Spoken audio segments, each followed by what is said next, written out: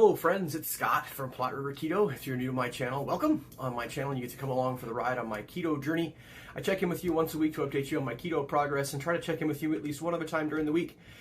Usually to share something that I've discovered about the ketogenic lifestyle, but occasionally to share a little something that I've discovered about this journey that we call life. Today is Saturday.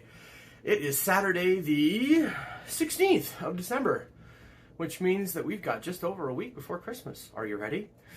That also means that it's a check-in day, so I'm going to check in with you on my progress this week, talk with you a little bit about something that I've been thinking about, and yeah, there we go. So just to remind you guys, my goals for this month, because I'm kind of considered this a reset month for me, was to eat OMAD every day, to get in a walk every day, get in a DDPY workout every day. And again, I'm just sort of resetting myself. For those of you who haven't been following along, we'll do the quick update, which is that I started my keto journey at 475 pounds, almost 476 pounds, a little over 2 years ago. I got down to about 294 about this time last year. I think it was actually the 1st of January last year. So technically the 1st of January this year. And then for this past year, I basically fought, gained and lost the same 20 to 30 pounds.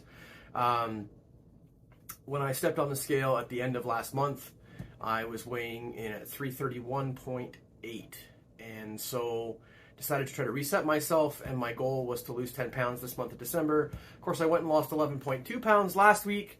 I was down to 320.6, and so I kind of reset a new goal as far as my relationship with Earth's gravity to maybe get down to 315 by the end of the month. So that's kind of where things are at.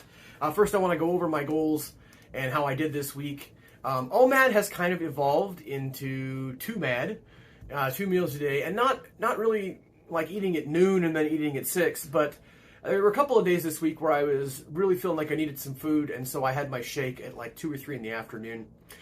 Still keeping my eating window, really pretty short. Like those days, it was about a 4-hour eating window, and then the days when I'm doing true OMAD, it's about an hour, maybe 2-hour eating window. So when I talk about eating 1 meal a day, it's really more of the length of my eating window.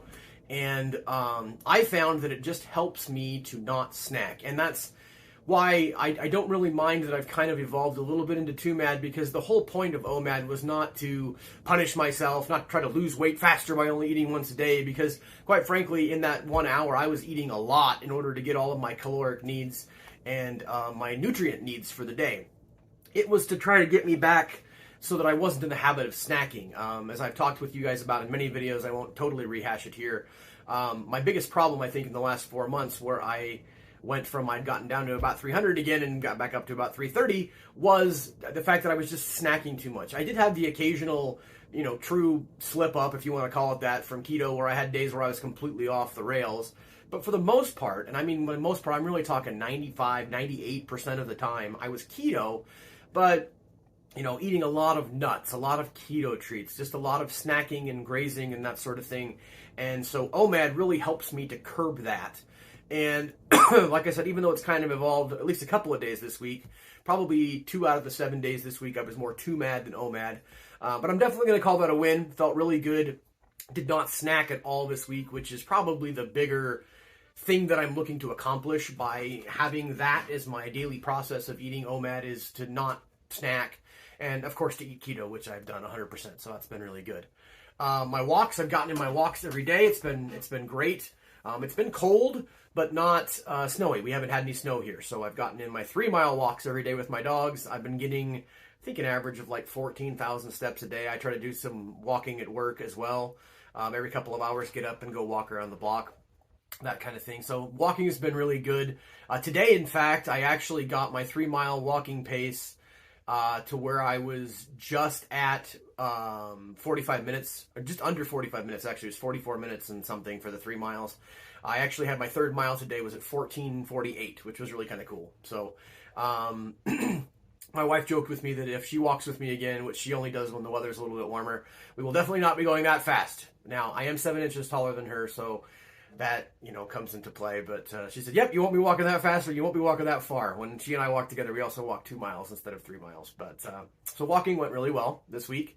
DDPY workouts went great this week. I tried a new stretch workout that he just posted the other day, and that was kind of interesting. It was different. And I'm working my way back up. I for a long time I was really in the groove with DDPY, and I noticed that I've lost a little bit of strength and flexibility, but I'm gaining that back as I do the workouts every day. So that's gone really well. So overall, guys, I had a fantastic week. I am doing the things that I want to do. I'm feeling good. My relationship with Earth's gravity. So I was at 320.6 last week. I am at 320.4 this week, down 0.2 of a pound. Woohoo! Having lost 11.2 pounds last week, having kind of a flat week is not a huge surprise to me. And it actually leads me into what I wanted to talk to you guys about today. And that is, I'm sure many, if not all of you who subscribe to my channel, subscribe to the Two Crazy Ketos. If you don't, you should. It's Joe and Rachel, and they are fantastic, amazing, wonderful people. They were a big part of the beginning of my keto journey. I still follow their channel very regularly. I try to watch their update videos every week. Don't always succeed with that, but I try to. And they're just fantastic people. I feel like they're friends of mine. Although they probably don't remember who I am. I have met them one time. I met them at a keto conference, not this past summer, but the summer before in Omaha. They are just the nicest people that you've ever come across, and they are wonderful people in the keto community. They have great information. They put out many videos every week, and they're all about community, and so they have a really great community. Both their Facebook group, and they have something called Mighty Networks, which I'm not as familiar with and don't do as much with, but they have a really great community, and that's really what they're all about.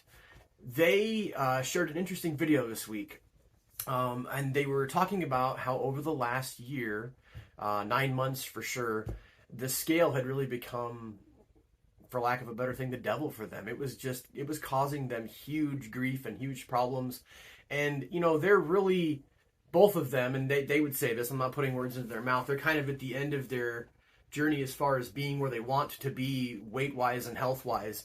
And Rachel was really pretty much in tears during the video, and I just wanted to reach for the camera and just hug her, because she just was really distraught and about how frustrating the scale has been for them over this last 9 months to a year, because they had gotten to the point where, again, their words, not mine, they were doing things like, turning down a dinner invite, or, not eating even though they were hungry and needed food, because they were chasing those, 0.8 of a pound. And both of them had like a low weight that they had gotten to. I think Rachel's was 123 and Joe's was I want to say 185, but it might have been a little bit less than that. But regardless, like every time they got above those lowest weights, they would feel like a failure, and they were fighting to get those 0.1 of a pound back. And Rachel and Joe finally made the decision that they were throwing out their scale. Like I said, I really just felt for them as they were talking about how devious that scale can really be. And so it really got me to thinking. As you guys know, I had put the scale away for a while and had proceeded to gain 30 pounds. And I just got the scale back out last week, and obviously had a great week last week and lost 11.2 pounds, and this week lost 0.2 of a pound. And it would be really easy to be really excited about last week and really frustrated with this week. And I even thought to myself, I'm like, should I put the scale back away? And the answer for me is definitely no. And here's the thing, and this is hard, and I've even had this discussion with my wife. I said, if I start getting crazy about the scale, I need you to tell me. Because the scale is a good tool for me to help keep me accountable. Accountable to myself and accountable to you, the subscribers on my channel who watch my videos, and I really appreciate each and every one of you. But I'm accountable because in a moment where I'm like, ooh, I think I want a snack, or ooh, I think maybe I won't get up and work out today. Hey, I've got to go weigh in at the end of the week. So that's motivating for me, and that's helpful for me. Having said that, there's a real razor's edge with that scale, because it is so easy to go from that scale keeping me from having the snack I don't really want to have and isn't part of my plan, or keeping me on track as far as going on my walks or doing my DDPY workouts. But just a little tiny tip, and I can tip over into, I'm weighing in on Saturday morning, it's Friday night, and even though I'm thirsty, I'm not going to drink water. That sounds crazy, and it sounds crazy because it is crazy. My goal, my health journey, is to be healthy? Is it healthy to not drink water when you are thirsty? When you're thirsty, your body is saying, hey, need some water. But not drinking water is simply because I want to have 2/10 of a pound, possibly less, when I weigh in the next day. That's crazy. That's the kind of thing that when that happens, I need to put the scale down or put the scale away. And having said that, you guys have seen on my channel what happens to me when I don't have any accountability. And for me, accountability is somewhat related to the scale, because the scale is a way of judging my progress, of signaling whether I'm trending in the right direction or trending in the wrong direction. And when I don't have any accountability, I trend in the wrong direction. And so I thought a lot about it this week, and I decided that I'm definitely going to keep the scale as a part of my progress and tracking my progress, with the caveat that my wife can tell me if I start to get crazy with the scale. And one more thing I want to share is just to be really clear, Rachel and Joe were not advocating for everybody to throw their scale away. I think they were vocalizing something to their audience, which is a much larger audience than mine. I'm so glad that they shared it. But they were vocalizing that the scale can make us crazy, and that if it's making you crazy, it might be time to put the scale away for a while. And so I don't disagree with that at all. As a matter of fact, that's pretty much what I'm saying. I am using the scale as a tool for me, for my accountability. But if it makes me crazy, I've got to put it away, because it is nuts to not eat healthy keto foods, not do things because of what the scale might do. Another good example I'll tell you guys about, like for me, this isn't something Rachel and Joe shared, but something that for me is like when I do something out of the ordinary for me on the weekend. Like if I go on a hunting trip or something like that, I will often be up a little bit just because my routine is out of whack. I might be getting in a bunch more exercise, but I might be eating more. I might be eating at different times, that kind of thing, getting in different types of exercise, and so my weight might be up a little bit. Well, that's crazy to not go do that, to not go and have that fun. I'm actually hoping to go out with my dad today and sign in a muzzleloader and do some muzzleloader hunting. Might I be up 2/10 of a pound tomorrow? I don't know. But that's the kind of thing that can make us crazy if we let it. So that's what I wanted to talk with you guys about with the scale today, and how the scale can be a tool, but we really, at least I really walk the line on that. There's a razor's edge between tipping into it being helpful and keeping me accountable, or tipping over to doing crazy things like not drinking water when I should.